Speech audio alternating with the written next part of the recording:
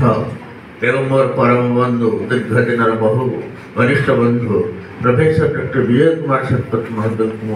अनुरोध कर वक्तव्य रखापी एवं गोपीनाथ कृति उपर आलोचना रखापी प्रोफेसर डॉक्टर विजय कुमार शतपथी महोदय।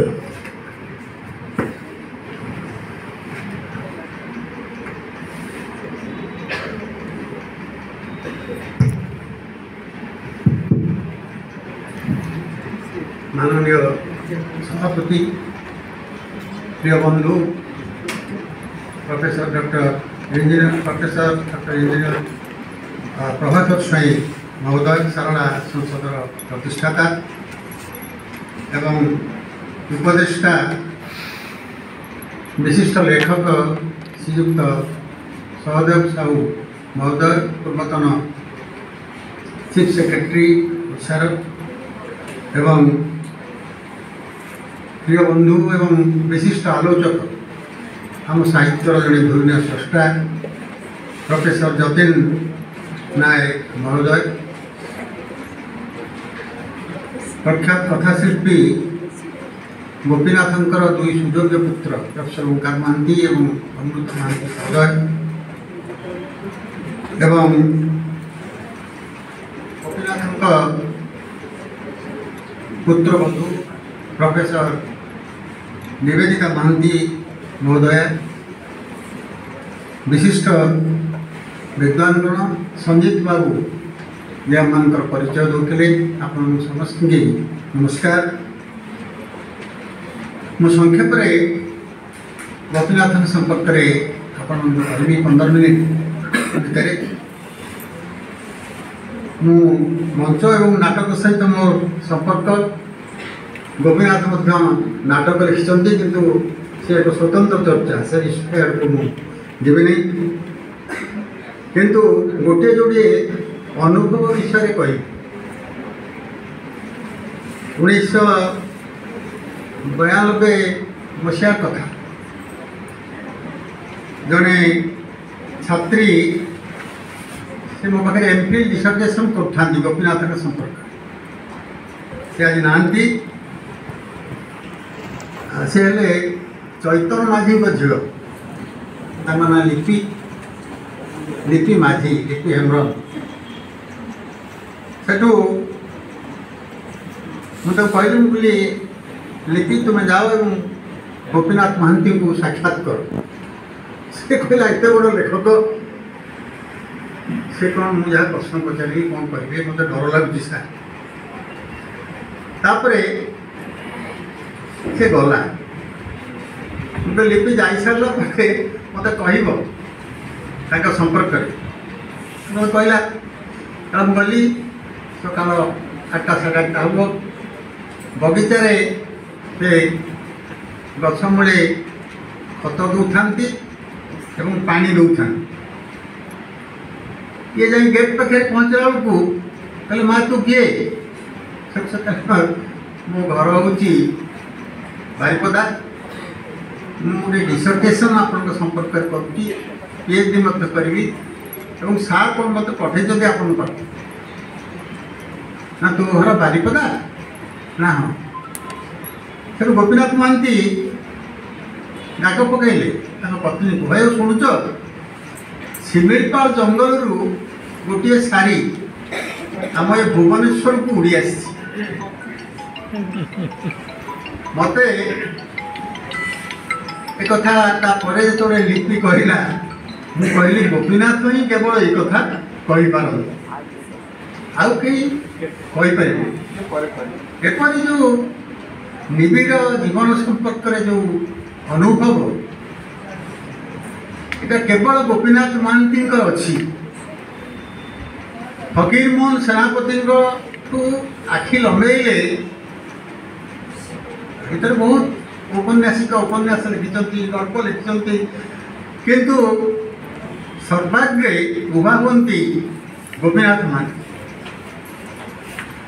गोपीनाथ महांती संपर्क में आउ गोटे कथा मुझे कही रखी आम एक उत्तीर्ण श्रावण ତାଙ୍କର ସ୍ମୃତିଚାରଣ ଆଦି କରୁଛୁ। ଉତ୍ତୀର୍ଣ୍ଣ ଶ୍ରାବଣ ବୋଲି ଗୋଟେ କବିତା ସଚିବାବୁଙ୍କର ଅଛି। ସଚିବାବୁ ସଚି ରାଉତରାୟ 34-35 ବେଳକୁ ତାଙ୍କର କାବ୍ୟସ୍ୱରକୁ ବଦଳେଇ ଦେଲେ। ସେ ଆଉ ପଲ୍ଲିଶ୍ରୀର କବିତା ବା ପଲ୍ଲିଶ୍ରୀର କବି ହେଇକି ଆଉ ଉହା ହୁଅନ୍ତିନି ଓଡ଼ିଆ ପାଠକମାନଙ୍କ ନିକଟରେ। ତାଙ୍କର କାବ୍ୟସ୍ୱରରେ ଯାହା ପ୍ରଫେସର ଯତୀନ ନାୟକ କହିଲେ, ମାର୍କ୍ସ ଏବଂ ଅନ୍ୟାନ୍ୟ ବିଦେଶୀ କବିମାନଙ୍କର ଛାୟା ପଡ଼ୁଛି। ଗୋପୀନାଥ ମହାନ୍ତି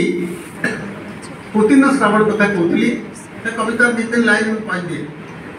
ଯେ ପିକାସୋଙ୍କର ପ୍ରଭାବ କେମିତି ପଡ଼ିଛି ତାଙ୍କ ଉପରେ। ସେ କବିତାରେ ସେ କହୁଛନ୍ତି ଯେ ଅବନା କବିତା ପରି ଧାନର କିଆରି, ହିଡ଼ର ମାତ୍ରା ସବୁ ଯାଇଅଛି ଭାଜି, ତଥାପି ତ ବେଶ ଲାଗେ ଏହି ମୁଦ୍ରା ଦୋଷ, ସମତଳ ସୁଆପର ଭୂମଣ୍ଡଳାଏ। ଗୋଟେ पेंटिंग पिकासो पर जो क्यूबिज्म इम्प्रेशनिज्म पर जो क्यूबिज्म पेंटिंग आसला सचिव ग्रहण कर कवित ज्यामिति बोली गोटे कविता अच्छी। किंतु समकाल प्रख्यात गद्यशिल्पी गोपीनाथ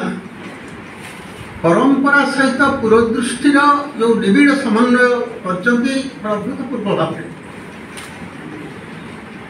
बन्या बोली गोटे कविता सची राउतराय बाहर सहकार कविता सहकार पत्रिका 34-35 मसीहार कथा एवं ताकू सब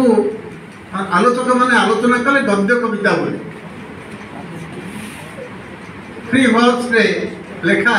कविता बोली सत्यवंकर प्रतिभा नायक महाभका सान्या किंतु गोपीनाथ से सहकार परसंख्या से गोटे प्रबंध लिखिले गद्य कविता ना पद्य कविता एवं से जहाँ चिंता करुले मौलिक भाव में चिंता करुले एवं जो त्रुटि थिला त्रुटि रोला ताकू से समालोचना करुले। यहाँ हूँ विशेषत्व। मु गोपीनाथ को ओडिशार टलस्टॉय बोली कहि जे एपिक इन प्रोज आम छाड़ी दे जाए अमृतर संतान epic in prose Paraja epic in prose एभली जड़े विभोर शिल्पी जे कही पारती अमृतर संतान जो शेषांश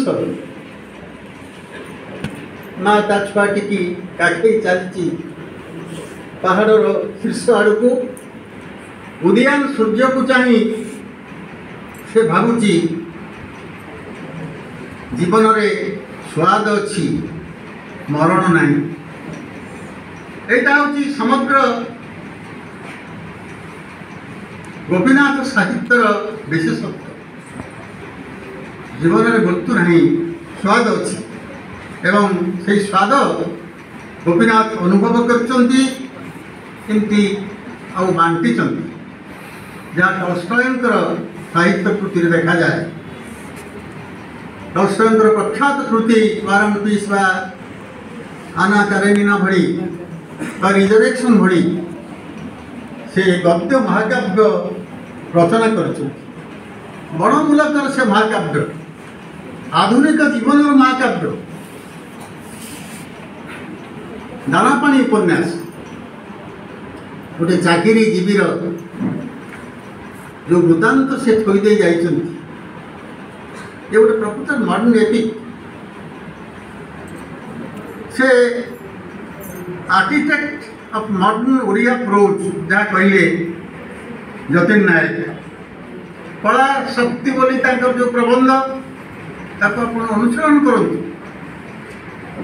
कला केमती अवतरण करे एवं कला केमती रूप पाए तार वृत्तांत से थोदे जा।